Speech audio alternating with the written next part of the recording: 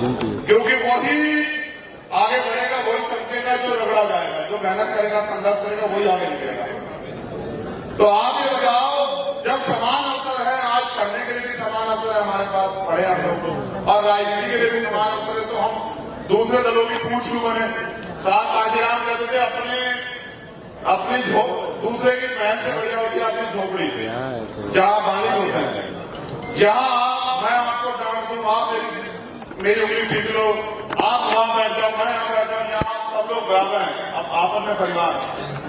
आप वहां से मुझसे कोई सवाल कर दो, यहां से मैं आपसे कुछ पूछ लूं, यहाँ में एक है परिवार। क्या आपको लगता है किसी और दल में हम लोग इस तरह से अपनी बात रख सकते हैं? नहीं सर। जब हम अपनी बात भी नहीं रख सकते तो क्या वो हमारे मुद्दों का हल करेंगे? जितने लोग आप यहाँ बैठे, मैं गारंटी देता हूं, अगर आप लोग कमर कस लें और आज जो लोग मंच में बैठे हैं, ये मुझे शक्ल दिखाने की बजाय अगर फील्ड में जाकर मेहनत करें, मैं गारंटी देता हूं कि 1 साल के अंदर जो है, आप गांधी मैदान की बात करते हैं, मैं कहता हूं अगर पटना पूरा बंद ना हुआ तो मैं राजनीति करना बंद कर दूंगा। शर्त लगा लो, मैं आपकी क्षमता को भी जानता हूं, लेकिन मैं फिर कह रहा हूं ना, सिर्फ मेरे आने में आते हैं, मुझे शक्ल दिखाने के लिए कि बता दें कि हम ही हैं। बाकी अगर पूछो, गारंटी से देखो, जो लोग कैडर में थे, मैंने उनसे कहा था कि ये मत सोचो कि आज मंच में कौन बैठा, ये सोचो कि अगर आप काम करोगे तो कल उस मंच पे मेरे बराबर में आप वहां बैठे होंगे, तो ये सोच के काम करो, तो फिर देखो आप लोग कैसे आगे नहीं बढ़ते।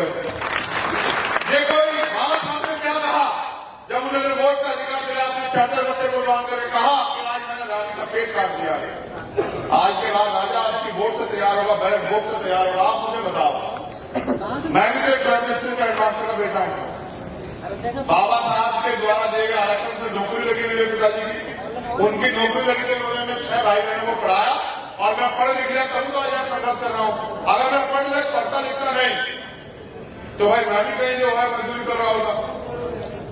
मैं आपसे सबसे कहता हूं खूब पढ़ो, और जो लोग राजनीति भी कर रहे हैं उनसे भी कह रहा हूं कि बिना महापुरुषों के संघर्ष को पढ़े आप कभी कामयाब हो ही नहीं सकते। मैं तो यहां जन्मे जननायक कर्पूरी ठाकुर, बाबू जगदेव प्रसाद कुशवाहा, मैं कहता हूं सबसे पहले अगर मैं उठता हूं तो सबसे पहले बाबू जगदेव प्रसाद कुशवाहा की शहादत को नमन करता हूं, और सबसे पहले उन्हें याद करता हूं कि अध्यक्ष संघ के नाम पर उन्होंने जो विचार दिया, उन्होंने इतना कड़ा जवाब दिया उस समय भी कि वो उनका तोड़ नहीं कर पाए, इसलिए तो जब विचार को नहीं रोक पाए, व्यक्ति को उनको हत्या करनी पड़ी, ऐसे हालात बनाए उन्होंने। तो मैं फिर आपसे ये कहता हूं कि आज हालात बहुत खराब, और चारों तरफ एक ही उम्मीद है। बताओ भीम आर्मी के अलावा कोई उम्मीद है क्या? आप बताओ मुझे, बताओ। वो महाराष्ट्र में रहता है और रहने वाला वो राजस्थान का है, उनके यहां 10-20 कैबिनेट मिनिस्टर हैं, एक सेंटर का मिनिस्टर भी है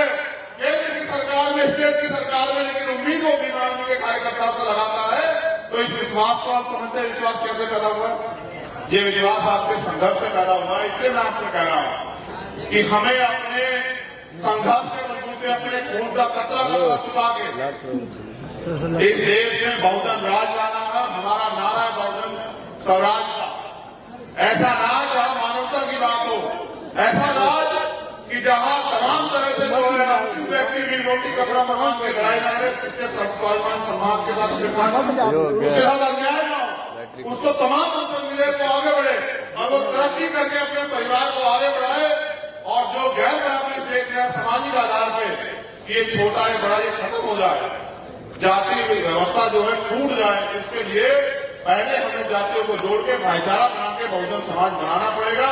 और बहुजन समाज बना के, और बहुजन समाज ऐसे भी नहीं बनेगा कि एक ही जाति के लोग सारे बन जाए, प्रदेश में, जिले में, संभाग में, मंडल में, विधानसभा में, ऐसे नहीं बनेगा।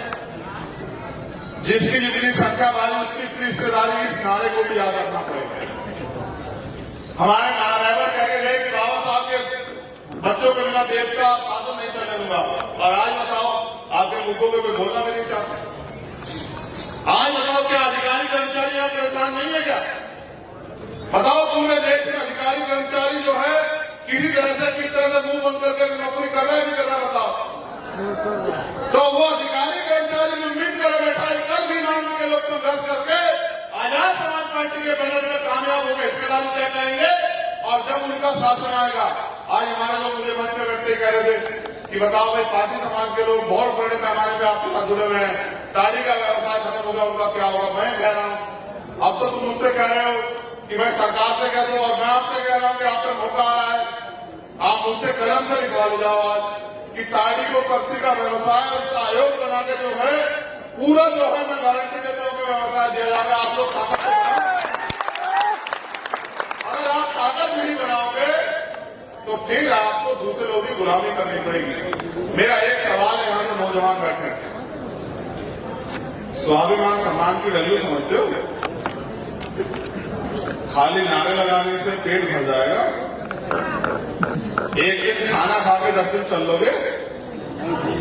जैसे एक दिन पानी पी के 10 दिन प्यासा नहीं रह जाता, जैसे एक दिन खाना खा के 10 दिन भूखा नहीं रह जा सकता है, वैसे ही मिशन का काम एक दिन करके और 10 दिन ना करके कभी मिशन आगे नहीं बढ़ता। जो लोग गले में नीला पट्टा डाले हैं ना, ये इसकी एक वैल्यू है। ये एक रंग का कपड़ा नहीं है, नीला रंग समानता का प्रतीक है, और ये बाबा साहब अम्बेडकर का रंग है। और इस रंग ने पूरी दुनिया को मजबूर किया उनका सम्मान करने के लिए। और भारत के प्राइम मिनिस्टर भी कहते हैं, बाबा साहब की बात करते हैं, कल अगर हमारे अधिकारों को कुचला गया, वो सिर्फ जज थे जेपी पार्टी वाला, वो भी बाबा साहब का नाम लेके शुरू किए। आज तो बाबा साहब का नाम लेके हमारे अधिकारों को कुचला जा रहा है। लेकिन जिन लोगों ने अपने गले में पहना, वो उसकी अहमियत समझते हैं कि खाली एक गले में पहन लिया तो हो गया, जय भीम खत्म हो गया।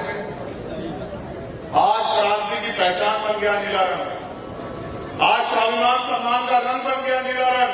और मैं ऐसे कार्यकर्ताओं को भी जानता हूं, एक दिन एक कार्यकर्ता का आंदोलन में सीओ ने गले से नीला पट्टा उतार दिया, उसने कहा मर जाऊंगा लेकिन इस अपमान का बदला जरूर लूंगा। आप सीओ को मजबूर होकर माफी मांगनी पड़ी।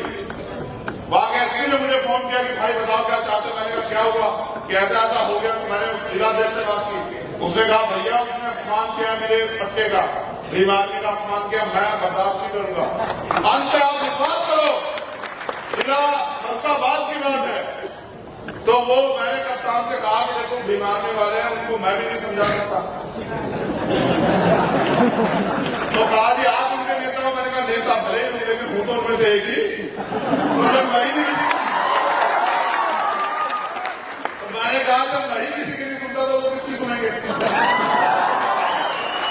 तो फिर एसएसपी ने कहा मैं जिम्मेदारी लेता हूं, उसको बुलाया और सह सम्मान वो पट्टा उस सीओ के हाथ से उसके गले में डलवाया। और सीओ ने कहा मुझसे गलती हो गई, तब वो माना। देखो कीमत चुकानी पड़ती है। मैं आपको भी कह रहा हूं, आप तय करो, बिहार में आप इस अन्याय के साथ देना चाहते हैं, अपनी ताकत बना के जो है कामयाब होंगे। और ये जो आप बिहार में ये कुर्सियां रखी है, इसमें बैठना चाहते हैं, बताओ इन कुर्सियों पर पूछोगे जो यहाँ बैठी, बताओ साहब ये जो कुर्सियां मैं इन कुर्सियों पर पूछो, या जो बिहार सदन में कुर्सियां रखी उन पर बैठना चाहते हो, बताओ। तो बिना मजबूत संगठन बनाए, बिना संघर्ष किए, बिना लोगों को जोड़े कैसे बढ़ जाओगे? मुझे आगे बताओ। हमारे लोग चंद सिक्कों में बिक जाते हैं। कितने सिक्कों में? चंद सिक्कों की खननाट में जो है एक विधायक और मंत्री के पद के लिए चाटुकार बन जाते हैं। मैं आपसे कह रहा हूं, आप काम करो, आपको खरीदने वाले बहुत आएंगे। ये आपको तय करना है, आपको बिकना है नहीं बिकना है। आप काम तो करो, अभी तो आप काम ही नहीं कर रहे, इसलिए आपके लोग विरोध में भी काम नहीं कर रहे हैं। आप एक बार देखो, मैं फिर कह रहा हूं, अगर वास्तविकता मुझसे प्यार करते हो तो 6 महीने मेरे हिसाब से काम करके देखें। और आप कहोगे ना तीसरे दिन आना, बिहार में तीसरे दिन आऊंगा, लेकिन आऊंगा तभी जब आप अपने पैरों पे खड़े होने के लिए संघर्ष करोगे। जब तक आप दूसरों के पिछलप्पू बने रहोगे, कहीं और से चैनलाइज होगे, नाम तो भीम आर्मी का रखोगे और काम किसी और पार्टी करोगे, तो भाई मैं फिर क्यों आऊंगा बिहार में? बताओ। जब मैं महसूस कर लूंगा कि आप आगे बढ़ना ही नहीं चाहते, जब मैं ये महसूस कर लूंगा कि आप जो है चंद सिक्कों की इंतजार कर रहे, तो मैं क्यों आऊंगा? आप बताओ, जब बिहार इलेक्शन हुआ, क्या मैंने एक भी दिन आपको मायूस किया? मैं कोई ऐसी विधानसभा था जिसमें मैंने जाने शादी को छोड़ दिया, मैं सब जगह गया, जैसे आपने रखा वैसे ही रहा, पूरा प्रयास किया कि आप लोग कामयाब हो जाओ, लेकिन नहीं सफलता मिली तो मैंने तो हार नहीं मानी। आप लोग क्यों हार मान रहे हो? लोकतंत्र में जिनका वोट होता है उनका राज होता है। वोट आपके पास है, राज्य आपका पास, राष्ट्रीय आपका होना चाहिए। इस बात को आप नहीं समझ रहे हो। आपकी आबादी देश में 85% है और बिहार में तो हो सके 85 से भी ज्यादा हो, और फिर भी आप बिहार में क्या हालात आप क्या बताओ। मैंने क्या बिहार में वो बाढ़ का समय नहीं देखा? तो अगर एक दिन अपने दर्द को याद रखोगे तो काम नहीं करेगा, और रोज रोज अपने संघर्ष को कामयाब करोगे, मेहनत करोगे, तो वो दिन दूर नहीं कि जब यहाँ के विधानसभा में, यहाँ के तमाम तरह की योजनाओं में आपकी कलम चलेगी। तो मैं तो बस आपसे पूछने के लिए आया हूं, अगर आप तैयार हो बिहार में संघर्ष करने के लिए, तो मैं गारंटी तो देता हूं, संघर्ष का तरीका बता दे रहा हूं। अपने जिलों का संगठन बनाओ, विधानसभा का संगठन बनाओ, और वहां सबसे पहले कैडर कराओ। बिहार में भी कैडराइज होंगे, और यहाँ नहीं होंगे तो मैं करूंगा, मैं जिम्मेदार लेता हूँ 2-2 दिन के कैडर। 2 दिन का नहीं करूंगा, 1 दिन का करूंगा जिलों में आके। जितने जिले, कितने जिले बिहार में? 38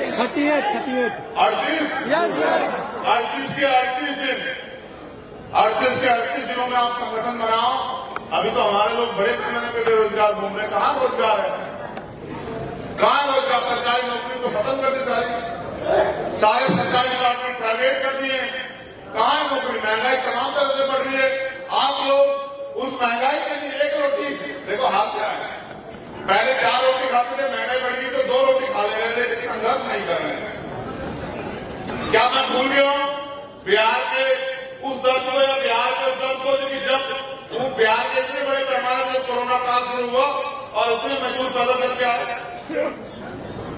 क्यों जाते हैं वो वहां रोजगार के लिए? बताओगा बिहार में सब कुछ अच्छा है। 75 साल हो गए आजाद हुए, 72 साल से लोकतंत्र है।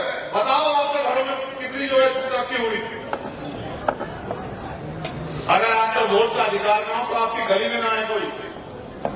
आप पे वोट का अधिकार है, इसलिए आपको चाचा ताऊ भाई भैया कहते हैं लोग। आपकी बस्तियों में आते हैं, आपके हाथ मिलाते हैं। आज आप नोट करके देखो, अगर आपसे वोट का अधिकार छिन जाए, आपकी बस्तियों में ना आपसे बात ना करे, और फिर मुझे भी देर देर से कौन पूछे। इसलिए कह रहा हूं कि अभी अवसर है, तय कर लो कि चमचे नेताओं का साथ देना है या फिर अपने हाथ पकड़ के ताकतवर करना है। तय करो तुम लोग। ये बताओ, हालांकि मैंने बिहार में जन्म नहीं लिया, मैं बिल्कुल कह रहा हूं, तो जन्म तो साहब कांचीराम में भी उत्तर प्रदेश में नहीं लिया था, वो भी पंजाब में जन्म लिए। लेकिन आप अपने ईमानदार से बताओ, जितने लोग यहाँ बैठे हैं जो मेरा काम देखते हैं, आज तक एक मसला है जिसमें मैंने आपको निराश किया, बताओ अच्छा ईमानदार नहीं, हाथ मारे बताओ हाँ या ना।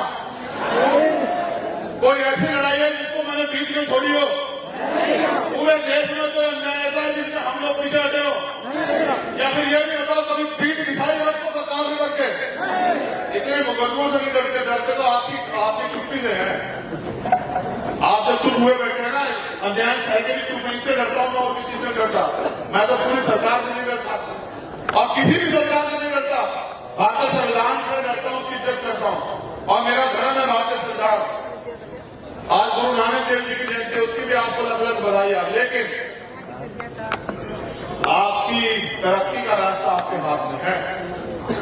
जो नौजवान यहां बैठे हैं वो तय करें कि वो गुलाम बन के जीना चाहते हैं या फिर वो इस देश में स्वाभिमान सम्मान के साथ जीना चाहते हैं। और क्रांति है, ये आजादी है, आपकी आजादी की लड़ाई है। अगर आप आजादी चाहते हैं तो फिर संघर्ष के लिए तैयार हो जाओ, वरना मैं फिर कह रहा हूं कि कोई आपको आगे बढ़ने का रास्ता नहीं देगा, आपको आपके रास्ते में कठिनाइयां और लगा सकते हैं। तो मैं आपसे यही कहने के लिए आया कि अधिकार मांगने से नहीं मिलते, अधिकार छीनने पड़ते हैं। और इस नारे को याद रखो कि हमें देश में बहुजन स्वराज चाहिए। हम तमाम तरह के राज में रहे, हमारा भला नहीं हुआ, अब हमें बहुजन समाज का राज लाके, बहुजन स्वराज लाके, और इस देश को मानवतावादी जो है, महापुरुषों का जो सपना था, मानवता का राज उसकी तरफ लेके जाना है। हमें इस देश को बेगमपुरा राज की तरफ लेके जाना है, जहां भाईचारा हो, जहां समस्याएं ना हो, जहां किसी को खाने पीने की समस्या ना हो, उसमें बैठने की समस्या ना हो। और फिर मैं धन्यवाद देता हूं मिशन लीग गायकों का भी।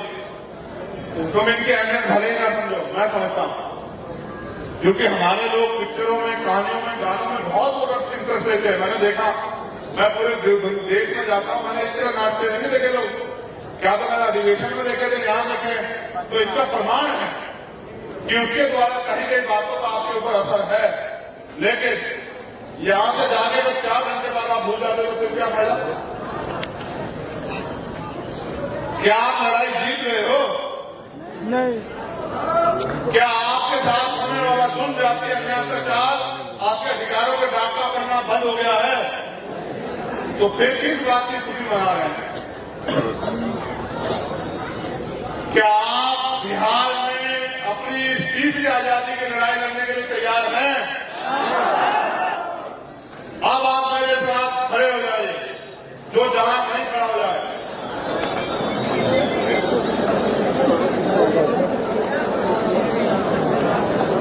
मैं भारत के संविधान की प्रस्तावना पढ़ूंगा, आप मेरे साथ दोहराएंगे। जब मैं भारत के संविधान की प्रस्तावना पढ़ूंगा तब जो है आप मेरे साथ उसको दोहराओगे, वचन लोगे, खुद भी संकल्प लोगे मेरे साथ कि हम अपने प्राणों के अंतिम समय तक, अपने जीवन के अंतिम समय तक, में लहू के आखिरी कतरे तक बाबा साहब अम्बेडकर के संविधान की रक्षा करेंगे और भारत के संविधान को पूर्ण रूप से लागू बनाने का काम करेंगे। आकाश कैमरा संभाले कुंदन भाई सेल्फी पहले बंद। तैयार है? झूठा जो संकल्प लेना चाहता है ना ले, इससे अच्छा सच्चाई लेना। जिन लोगों ने मेरे मूछे रखने के बाद मूछे रखी है, वो मूछों की वैल्यू समझते हो? इस देश में मूछे रखने का हत्या हो जाती है, इसलिए कह रहा हूं इस अन्याय के खिलाफ आवाज उठाओ, भाईचारा बनाओ, अपने पिछड़े वर्ग के भाइयों के हाथ पकड़ो, अपने माइनॉरिटी के भाइयों के हाथ पकड़ो, उनको विश्वास दिलाओ कि जो गलतियां पहले हुई या जो लड़ाई लड़ने में पहले लोग कामयाब हुए, हम उनसे अलग हैं और हम बहुजन समाज बना के इस देश में भाईचारा स्थापित करना चाहते हैं। हम भारत के लोग भारत को एक संपूर्ण, प्रबुद्ध, संपन्न, समाजवादी, धर्मनिरपेक्ष, लोकतंत्रात्मक गणराज्य बनाने के लिए तथा उसके समस्त नागरिकों को सामाजिक, आर्थिक और राजनीतिक न्याय, विचार, अभिव्यक्ति, विश्वास, धर्म और उपासना की स्वतंत्रता, प्रतिष्ठा और अवसर की समता प्राप्त कराने के लिए तथा उस सब में व्यक्ति की गरिमा और राष्ट्र की एकता और अखंडता सुनिश्चित करने वाली, बंधुता बढ़ाने के लिए दृढ़ संकल्प होकर अपनी श्री कृष्ण मेमोरियल की सभा में ये संकल्प लेते हैं कि हम अपने अंतिम समय तक अपने लहू के आखिरी कतरे तक भारतीय संविधान की रक्षा करेंगे और उसको पूर्ण रूप से लागू कराने का प्रयास करेंगे। हम अपने महापुरुषों के त्याग, बलिदान को व्यर्थ नहीं जाने देंगे। हम किसी भी कीमत पे अपने देश को और खुद को दोबारा भटके और गुलाम होने नहीं देंगे। हम बहुजन समाज बना के इस देश में मानवतावादी राज लाने के लिए संघर्ष करेंगे। हमारा पूरा जीवन अपने महापुरुषों के मिशन को आगे बढ़ाने के लिए लगेगा। हम किसी भी कीमत पर ना झुकेंगे, ना रुकेंगे, ना बिकेंगे। हम अपने मुल्क की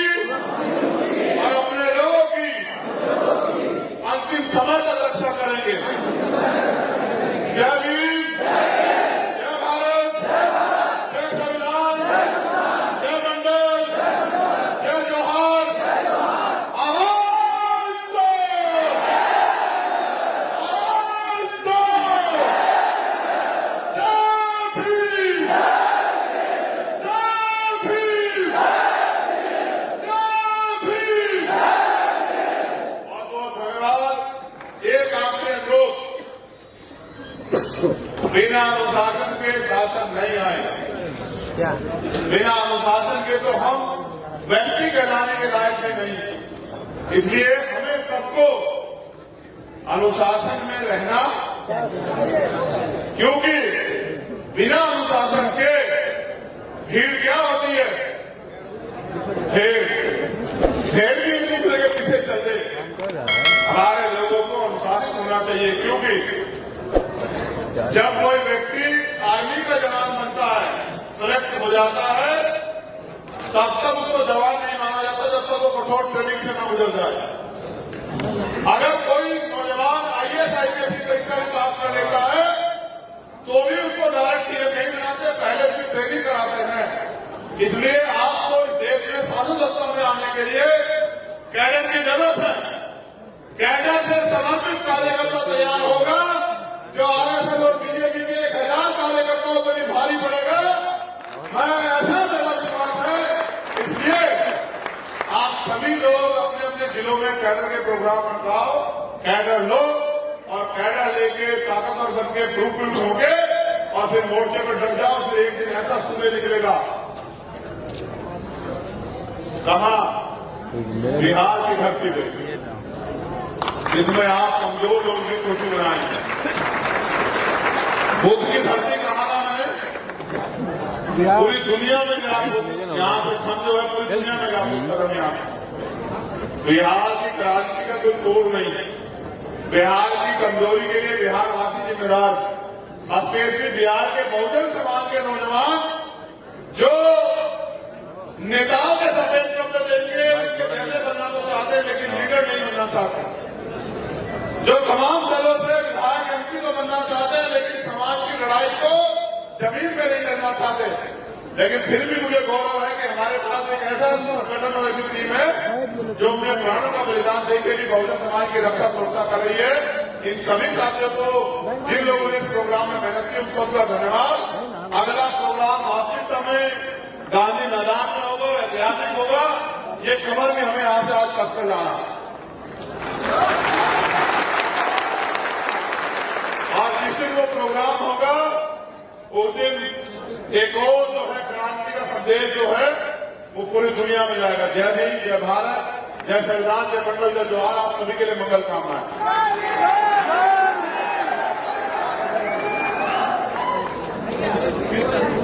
एक लाइन पर जाओ।